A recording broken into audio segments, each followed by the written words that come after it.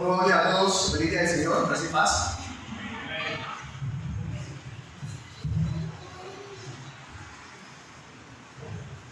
Qué bueno que un domingo más siempre estamos con la expectativa de reunirnos el día del Señor para adorar a nuestro Señor como pueblo. Tú sabes que es una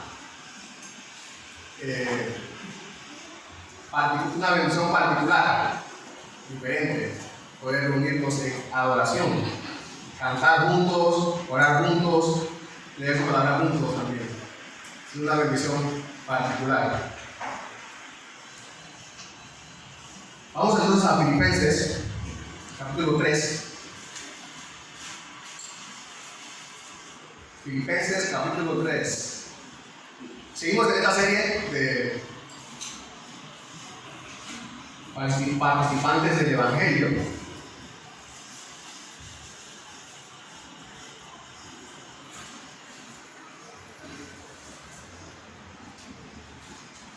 Posiblemente, les aviso, hermano, voy a estar, lo más seguro, que voy a estar tosiendo, no se asusten, no es COVID.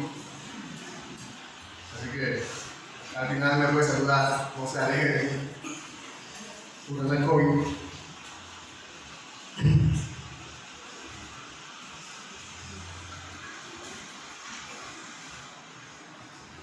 Así que seguimos, y ahora entramos al capítulo 3, estamos avanzando, ya entramos a la mitad, bueno, según la división por capítulo que tenemos, ¿no? La carta de Filipenses, porque son 4 capítulos, usted sabe.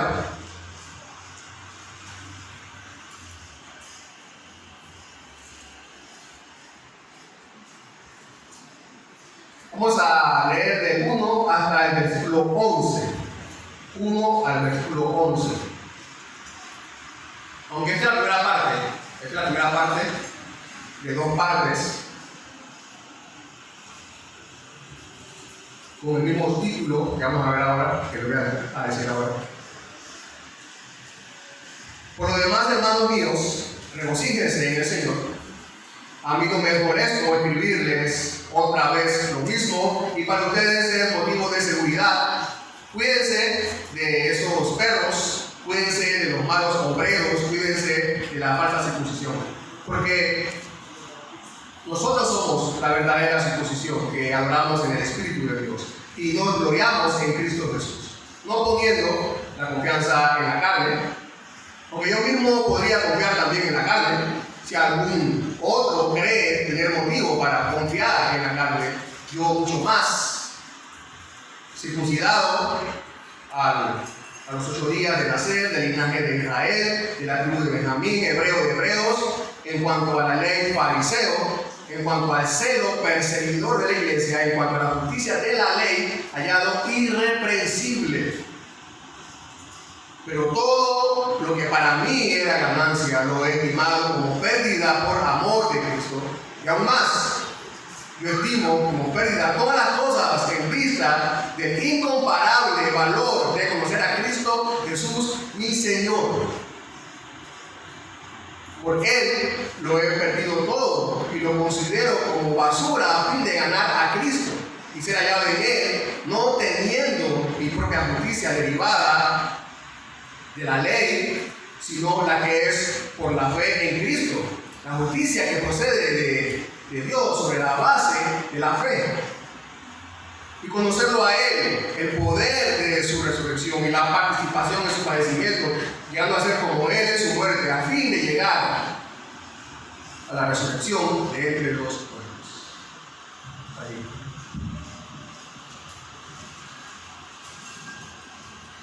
El título de la enseñanza de hoy es regocíjense en el Señor. Regocíjense en el Señor. Nosotros tenemos motivos para realizar diferentes fiestas, celebraciones, reuniones de alegría, a lo largo de toda nuestra vida. Desde que nacemos hasta que nos morimos. Cumpleaños, algunos de los más importantes, cumpleaños, aniversarios, logros académicos también. Y a medida que pasa el tiempo y logramos más, la celebración inclusive es más grande. Es más grande. Es una fiesta más grande también. No es lo mismo celebrar una graduación de sexto grado que celebrar una graduación de la universidad. Hay más motivos para celebrar, así que la celebración es más grande y de más gozo y más alegría. Se invita a más gente, se come más, ya sea no importando cuánto tengamos, ¿no? Económicamente, pero comemos más. Cuando se nos recuerda que debemos aquí en el apóstol Pablo regocijarnos en el Señor, tenemos que pensar en lo que el Señor entonces ha logrado por nosotros, lo que Él ha logrado por nosotros. Por ejemplo, no solo Él nos ha hecho nacer físicamente, Él también nos ha hecho nacer de nuevo, nacer de arriba, como dice el Evangelio de Juan. Entonces, esto es un motivo que nos trae mucho más gozo, mucho más alegría. Entonces nos alegramos y el motivo de nuestra alegría es Cristo, es Él. Hay dos verdades aquí, entonces, que nos hacen alegrarnos en el Señor, y vamos a ver la primera parte de hoy. La primera verdad hoy es que nada tiene más valor que Él. El versículo que acabamos de leer, del 1 al 11. Nada tiene más valor que Él. Y la segunda parte, nadie nos premiará como Él. Vamos a ver la primera parte. Nadie tiene más valor que Cristo, que Él. Y ese es el motivo que aquí en una frase encierra el apóstol Pablo para regocijarnos en el Señor. Nadie tiene más valor que Él. Nadie. ¿Okay? Y esto es un pasaje conocido. Ya ustedes saben lo que se dice aquí y toda la doctrina bíblica o teología que hay aquí.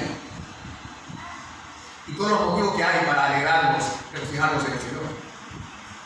Versículo 1 otra vez dice: por lo demás, hermanos míos, regocíjense en el Señor. Esta frase, por lo demás, se está intentando decir el apóstol Pablo que para ir terminando quiero tocar estos últimos temas.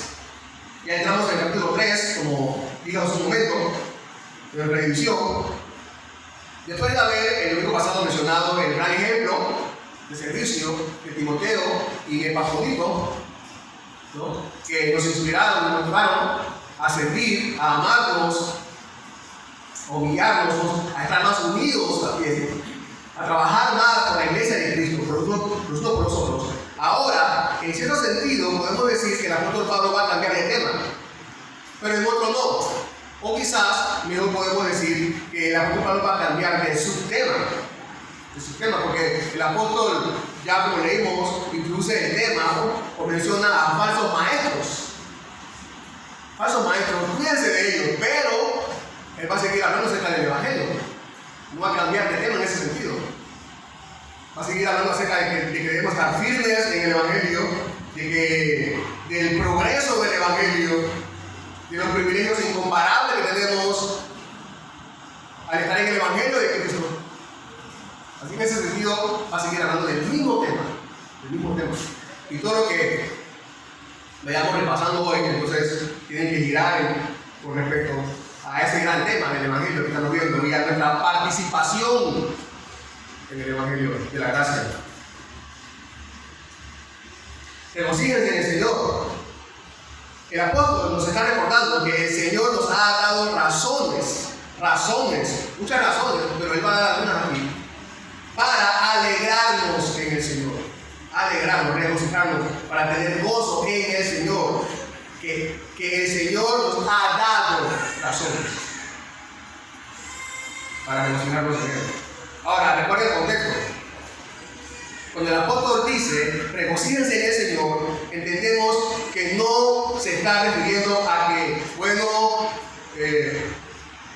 Dios es grande, que Él me ha dado una casa, una familia, un cónyuge, un trabajo, un buen trabajo, sustento para vivir.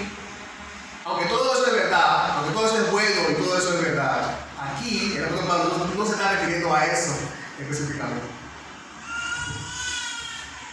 Cuando dice que debemos regocijarnos en el Señor, se refiere a que a nuestra participación otra vez en el Evangelio de la gracia. Se refiere a eso, a nuestra participación en el Evangelio de la gracia, a servirnos nosotros a nosotros, a ser humildes los unos con los otros, a estar firmes con el Evangelio. Se refiere a eso. En la Biblia, el motivo principal, como usted sabe, para regocijarnos en el Señor es nuestra participación en el Evangelio. Y si el apóstol Pablo está pensando en regocijarnos en el Señor, eso es lo primero que piensa alguien que ha sido llamado por Dios para regocijarse en la participación del Evangelio. Por esto no puedes estar en el Señor y no regocijarte en el Señor. No puedes estar en el Señor y no regocijarte en el Señor. A mí no me molesta escribirle otra vez lo mismo. Y para ustedes es motivo de seguridad. Los comentaristas bíblicos aquí están de acuerdo en que el apóstol se refiere a la advertencia a continuación que va a dar acerca de los falsos maestros. Entonces, lo que Pablo había escrito, aparentemente, anteriormente, durante años al de Filipos, sobre el tema del judaísmo o de los falsos maestros que están en constante ataque, parece que temía que pudiera ser molesto para ellos, para los hermanos de Filipos. Pero, dice él, para ustedes es el motivo de seguridad. Alguien dijo que la enseñanza es hija de la repetición. No toda repetición, hermanos y hermanas, es algo monótonamente aburrido. No. La verdad es la verdad de Dios para con nosotros, que Él nos da, que Él nos revela en su palabra, es sobrenatural. Nuestra mente es natural.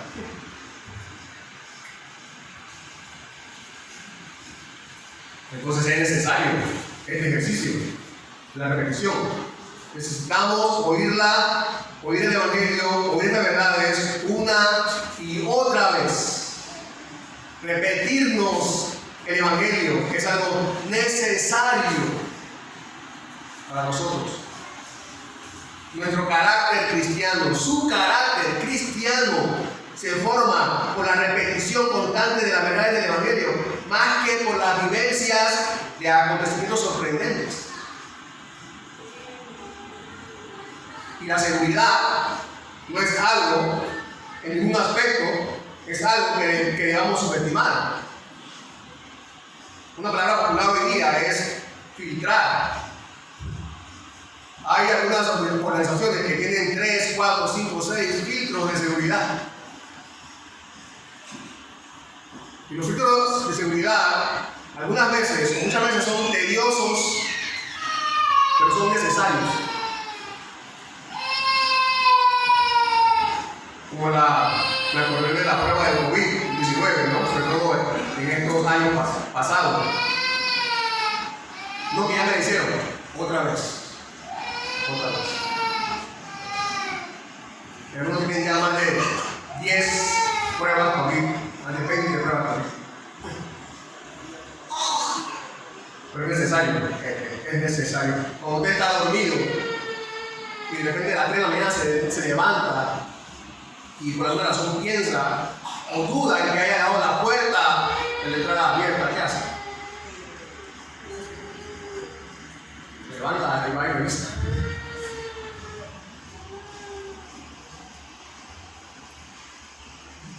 Nosotros debemos asegurarnos de estar unidos en el servicio, como ya hemos visto. No solamente debemos asegurarnos de estar unidos en la humildad, con la misma mente, con la misma actitud. También debemos asegurarnos de estar unidos en las verdades acerca de qué han escrito y lo que significa su obra para nosotros, su pueblo. Esta es una de las maneras en cómo nos damos cuenta del valor incomparable de Cristo. Un pastor llamado John Gill dice: cuando la verdad se repite una y otra vez y se confirma de nuevo, se evita caer en herejías condenables. Necesitamos repetir los errores. Entonces ahora, el doctor Pablo, dice el versículo 2, pasa a la advertencia. Y no que estos falsos maestros estaban atacando a los vivos, pero en otras partes sí, y siempre pueden ser una amenaza. Siempre. Cuídense de esos perros, cuídense de los malos obreros, cuídense de la falsa circuncisión. Y llama a estas personas perros. Fuerte palabra, ¿no? Así. Perros, parece un insulto.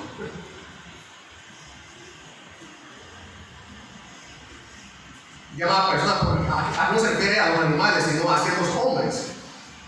Cuando el apóstol menciona a los malos obreros, aún no queda todavía muy claro de qué se trata, pero cuando dice a los de cuídense de la falsa circuncisión, entonces podemos tener más claro a quién se refiere, a ciertas personas, a ciertos judíos, maestros que enseñaban esto. Maestros judíos que trataban de la religión judía. Cuando digo judíos me refiero a la religión judía, que trataban de poner a los cristianos bajo las leyes del judaísmo y que enseñaban que la salvación podía obtenerse por los rituales.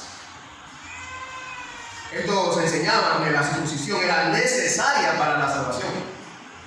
Y precisamente lo que estos judíos andaban ofreciendo o promoviendo es un gozo que se puede encontrar, un regocijarse que se puede encontrar en parte en el Señor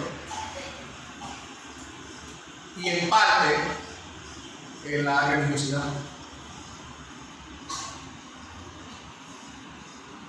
O sea, sí, Cristo está bien, pero sumado a la circuncisión.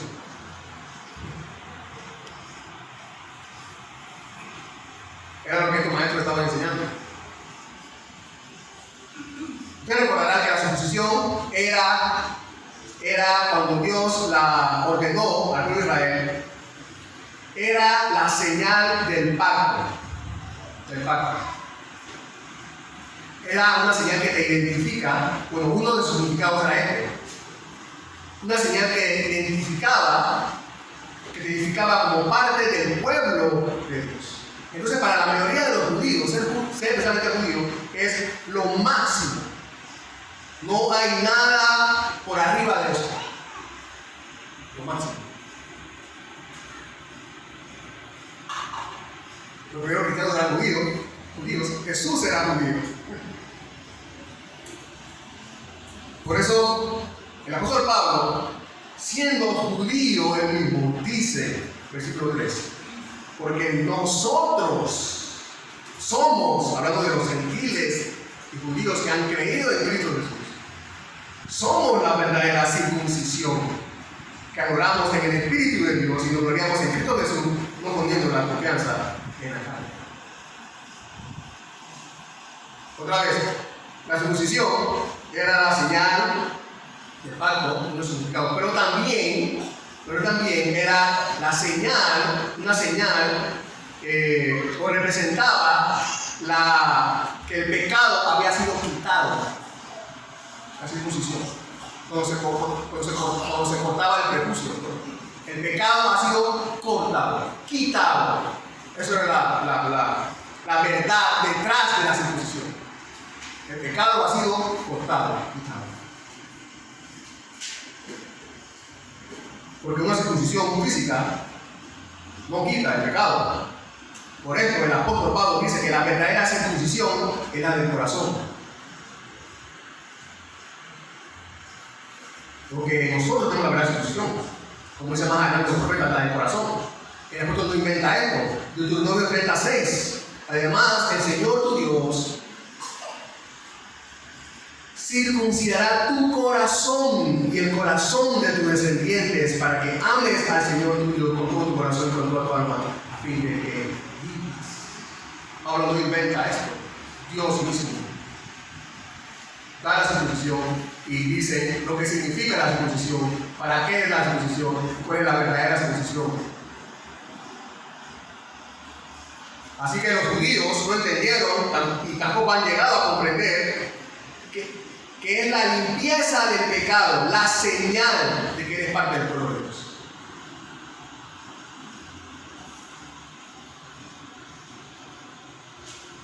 Dios no es un Dios ritualista que tendrá un pueblo ritualista. Él es un Dios santo que tendrá un pueblo santo. Y la verdadera circuncisión se evidencia cuando adoramos a Dios en el Espíritu de Dios. Es en el Espíritu de Dios, es el Espíritu Santo, porque es Él quien santifica los corazones. Una operación física no puede santificar los corazones. La adoración de la que habla el apóstol Pablo aquí, no se refiere principalmente a la adoración congregacional, como ahora estamos nosotros, sino a una vida de servicio. Por eso en otras versiones la palabra adoración se lee servicio. Servimos a Dios. A una vida de servicio a Dios, la cual es una vida de adoración a Dios. Y el apóstol aquí escoge esta palabra a propósito, que significa tanto adoración como servicio, porque su intención es recordar la obra que hacían los levitas en el tabernáculo, que servían y adoraban a Dios.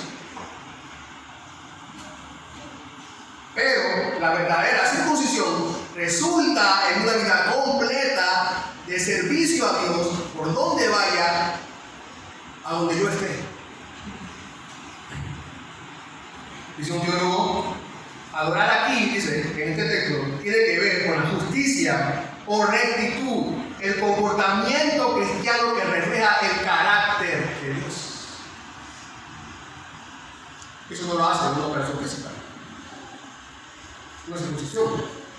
Y es por eso que el apóstol Pablo dice, nos gloriamos en Cristo Jesús, porque por Él somos capaces de adorar a Dios de esta forma, de este modo.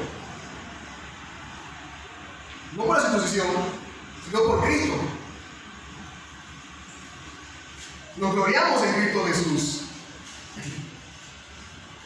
En el Señor, nuestra adoración y servicio a Dios no se fundamenta en un área específica de nuestro cuerpo, no, sino que abarca toda nuestra vida.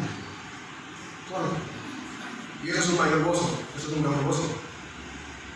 Nos trae más alegría, regocijo abundante. Entonces, pasa a ponerse como ejemplo, versículos 4 al 6. Versículos 4 al 6. Que ya leímos. Y fíjense, nos debe llamar la atención porque mucha de la teología del apóstol Pablo que enseña que en todas sus cartas es ejemplificada con su propia vida.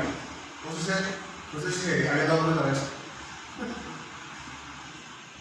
Esta característica revela el profundo y penetrante dominio que el Evangelio ejercía sobre la vida de Pablo, de todo su ser. Y nosotros tenemos que llegar a ese nivel de madurez. Tenemos que madurar de tal manera que nuestra teología se vea manifestada en toda nuestra vida.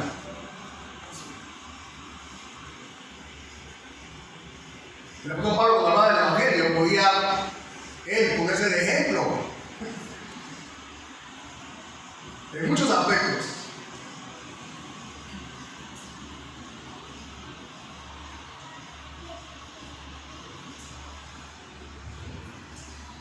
Es como si el apóstol Pablo estuviera diciendo, si esas cosas en las que los judaizantes, estos maestros falsos, ponen tanto énfasis y tuvieran alguna importancia, yo podría gloriarme mucho más que ellos.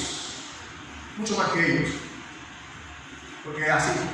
Pocos podían enumerar tantas marca distintiva de pureza y observancia judía, como el apóstol Pablo. Como dice ahí, como ya leímos, él fue de la religión judía su devoto más celoso. Estos versículos describen el mejor elogio que puede hacerse del observador de los ritos externos por nacimiento, linaje, formación, capacidad, coherencia de carácter, sinceridad de objetivos.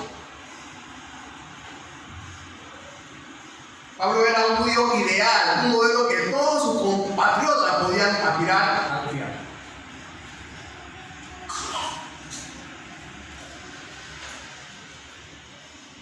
Si había un motivo para jactarse, nadie tenía más derecho que el apóstol Pablo. El apóstol Pablo no necesitaba a Cristo. Él no necesitaba a Cristo. Ningún salvador tampoco. Él era capaz de valerse por sí mismo. El apóstol Pablo. En su vida antes de los años. Pero un día me descubrió que toda aquella jactancia era vana. Si Cristo era el Mesías y su obra, la redención divina, entonces, en vez de conseguir la salvación, el apóstol Pablo estaba más lejos de ella que nunca.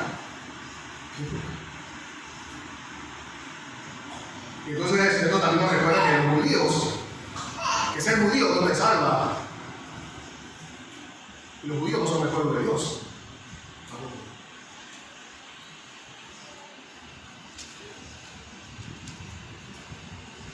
Versículos 7 y 8, pero todo lo que para mí era ganancia, lo he estimado como pérdida por amor de Cristo. Versículo 8, y aún más lo estimo como pérdida todas las cosas en vista del incomparable valor de conocer a Cristo Jesús, mi Señor. Por él he perdido todo y considero como basura bien de ganar. Incomparable. Así que todo lo que había conseguido en su religión no era ganancia, no estaba ganando, estaba perdiendo. Toda su religiosidad y ritualismo legalista no era un buen negocio como él pensaba, era un mal negocio. Por supuesto, cuando el apóstol conoce a Cristo, se dio cuenta que no era rico, sino que estaba en la quiebra total, en la perdición total. Como una pesa. ¿Saben que cuando tenemos una pesa y le echamos más el producto, la aguja va aumentando más el valor, ¿no es así? Y cuesta más y más y más y más. Bueno, aquí era todo lo contrario. Mientras más le ponía el apóstol Pablo a la pesa, menos valor iba a tener.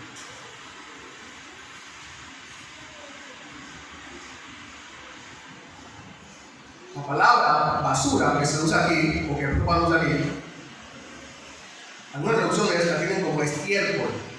Estiércol.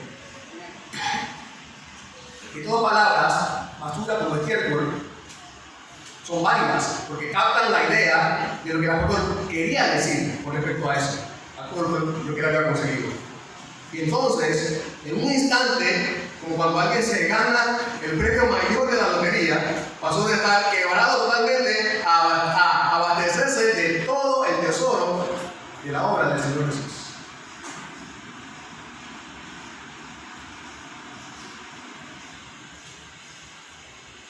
Hermanos y hermanas, hay que tener cuidado. Tengan cuidado. Tengamos cuidado. ¿Está usted practicando la religiosidad?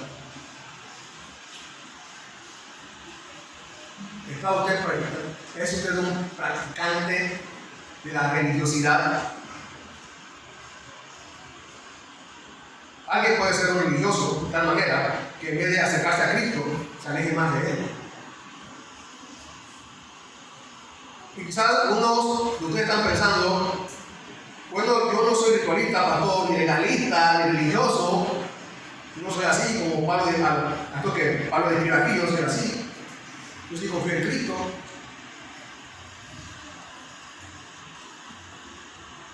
Pero muchos cristianos, sin darse cuenta, tienen la moral como religión.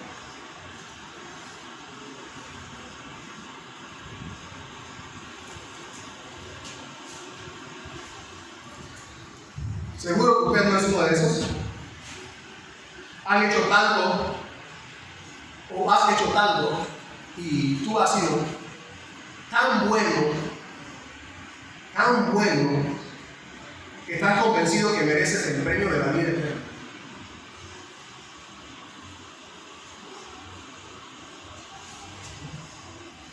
Y aquí entonces se nos recuerda, el doctor Pablo nos recuerda que no es Cristo no es Cristo es Cristo solo, Cristo solamente. No es Cristo más la circuncisión, no es Cristo más todo lo piadoso que yo soy, no es Cristo más todo lo moralmente bueno que yo soy, no es Cristo más todos mis sufrimientos, inclusive, tampoco. No es Cristo más todas las ofrendas de dinero que yo doy, no. Hay un solo medio, hay una sola puerta, hay un solo camino, hay una sola fuente, hay una sola luz, hay un solo tesoro, hay un solo Salvador, Cristo Jesús.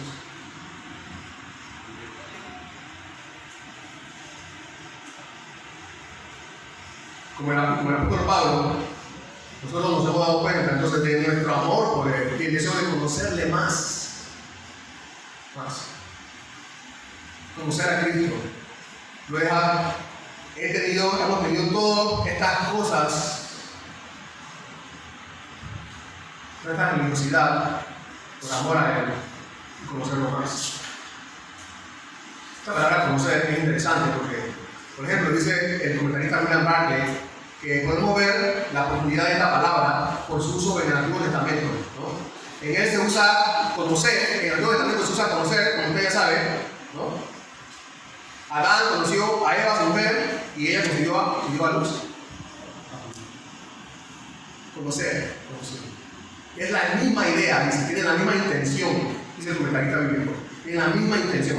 No es simplemente un conocer teórico, es un conocer relacional, vivencial, que indica un conocimiento muy profundo de la otra persona.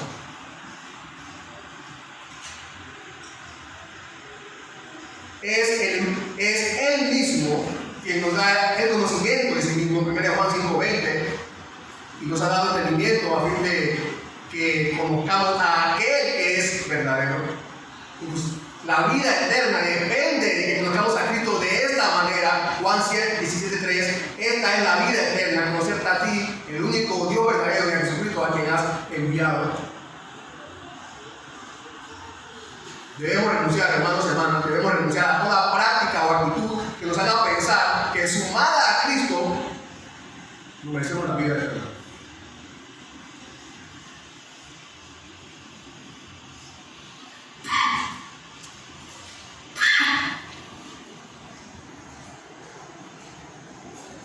Solo hay una verdad, dice el apóstol en el versículo 8, que es ganar a Cristo. Es la única verdad, ganar a Cristo. El Señor es la única esperanza gloriosa que ahora debe llenar nuestro corazón. Continúa diciendo, y ser hallado en Él, no teniendo mi propia justicia derivada de la ley, sino la que es por la fe en Cristo, la justicia que procede de Dios sobre la base de la fe.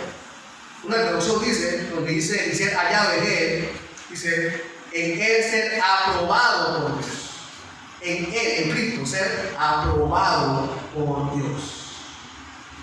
Por ejemplo, ya sea hoy o inclusive en el día de juicio, si Dios tendría que buscarnos, el único lugar donde podrá encontrarnos, ¿dónde es? En Cristo. En Cristo. Allí tenemos que estar. Allí estamos. Y allí estaremos. El lugar más seguro este día y el día de juicio es en Cristo.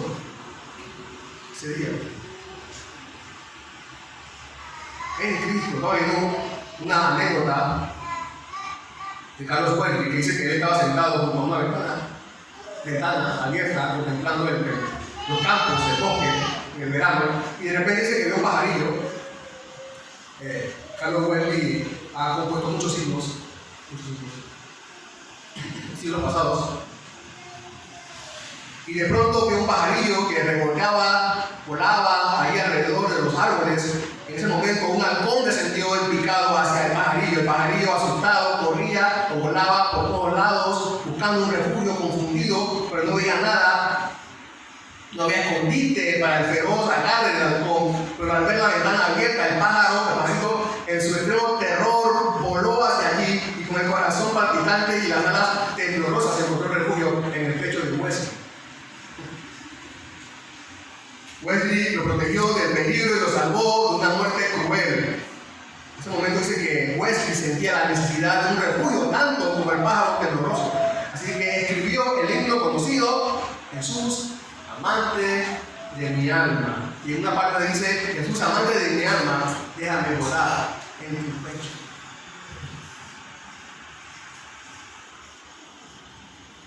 Y por eso dice la Biblia en Romanos 8:1, no hay condenación para los que están en Cristo Jesús.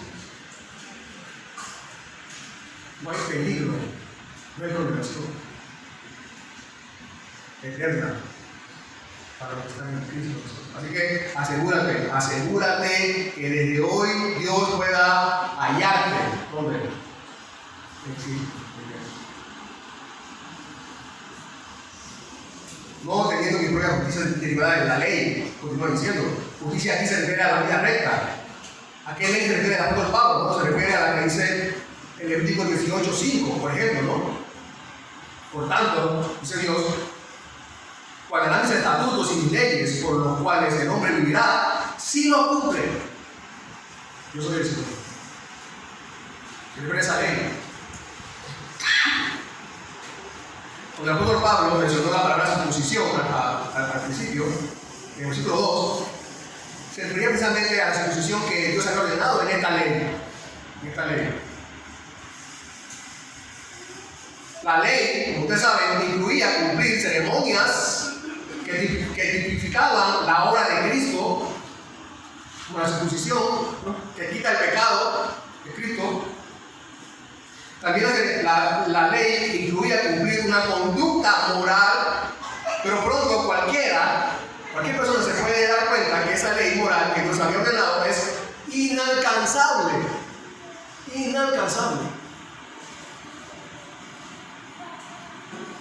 Para el que no conoce a Cristo, aún así sabe que esa ley, que cumplir esa ley, es la única opción que tiene. Pero para el que conoce a Cristo, sabe que no tiene otra opción que hallar su justicia en Cristo. Nosotros Pablo ya lo había dicho. Filipenses 1:11, lleno del fruto de justicia, una vida recta delante de Dios, que es por medio de Jesucristo, para gloria y alabanza de Dios. Pablo no quería, yo me puse a pensar que el apóstol Pablo no quería estar de pie, ¿no?, delante del Señor un día y decirle: Señor, aquí estoy, he vivido con justicia, estoy circuncidado. Entonces Dios le respondería algo como: pero Pablo, tú nunca me has amado. Tú nunca me has amado, Pablo. Pero Señor, cumplir la ley. Cumplir la ley. Ya le puse ganchito a todo lo que he cumplido. Pero Pablo, tú nunca me has amado. Y entonces Dios le preguntaría a Pablo: Pablo, ¿tú eres pecador? Pablo respondería: yo, Señor, pecador. Claro que no, ya que dijiste que soy circuncidado. ¿Cómo que pecador?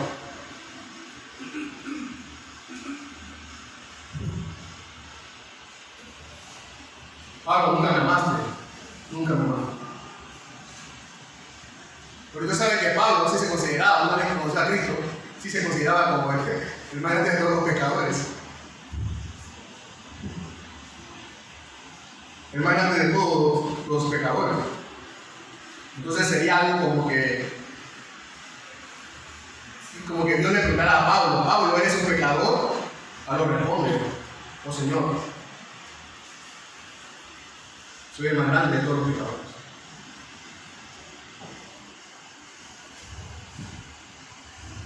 No solamente un pecador, sino el más grande de todos los pecadores. Pero Pablo, entonces, ¿qué haces aquí? Esperando entrar en mi reino, ¿qué haces aquí entonces? Señor, mi única esperanza es que estoy en Cristo. Es mi única esperanza. No tengo ninguna justicia. No tengo ninguna justicia. No te puedo presentar ninguna justicia, ninguna vida recta. Me aferro solo a la justicia de Cristo. Más nada. Él me dijo que yo podía hacer eso. Apropiarme de su justicia y tener la vida eterna. Entonces Dios diría, Pablo, el único que puede entrar en mi reino es mi Hijo Jesús.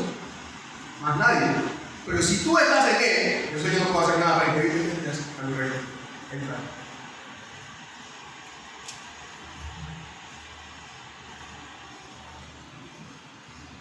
Esa maravillosa verdad se aplica a cada uno de nosotros si estamos en Cristo Jesús.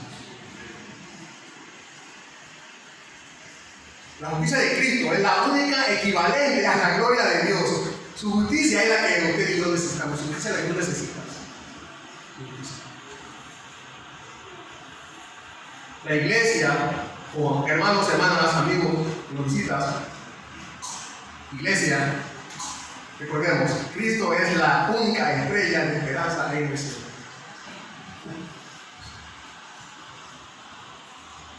Ahora, versículos 10 y 11, para ir terminando. Hay más en Cristo para nosotros, ¿no? Hay más. Pablo pudo haber llegado hasta aquí y alabaríamos a Dios y nuestros corazones se llenarían de agradecimiento y nos reconsagraríamos a Él, rindiéndonos una vez más a Él toda nuestra vida, pero continúa diciendo, y conocerlo a Él, el poder de su resurrección y la participación de su padecimiento, llegando a ser como Él en su muerte, a fin de llegar a la resurrección de entre los muertos. Otra vez, es una palabra conocer, que implica relación íntima, profunda, un conocer de verdad. Y el mismo apóstol Pablo explica qué quiere decir con conocer aquí. Dice, llegando a ser como Él. Quiero conocerle, llegando a ser como Él. Fíjense lo profundo de la palabra conocer. Quiero conocerle, llegando a ser como Él. Esa es la intención de Pablo, de conocer a Cristo. Llegar a ser como Él.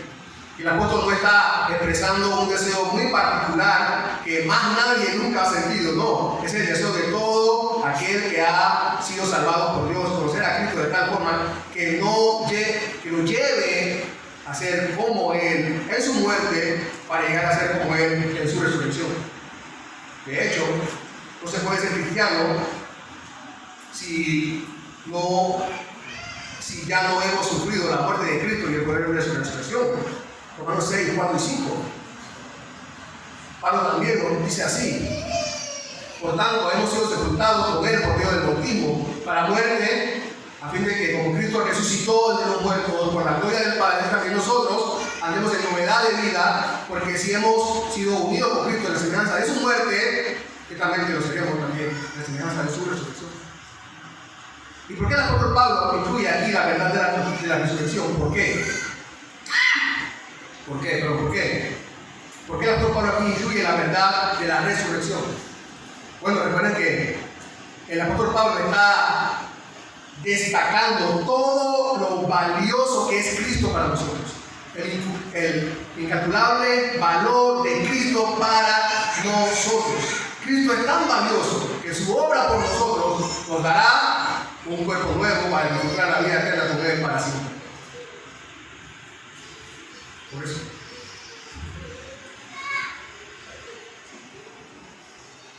Recuerden que en el capítulo 2, el apóstol Pablo nos dice que Cristo fue obediente hasta la muerte de cruz, ¿se acuerdan?